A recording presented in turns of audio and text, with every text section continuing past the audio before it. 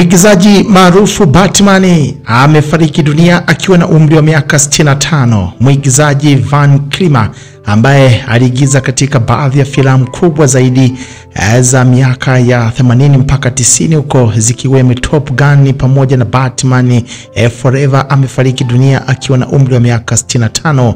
Alionekana pia katika The Doors ya mwaka 1991 akicheza kama kiongozi wa bendi maarufu Jim Morrison pamoja na West Ham Toastboston pamoja na tamthilia ya uhalifu ya Hatred.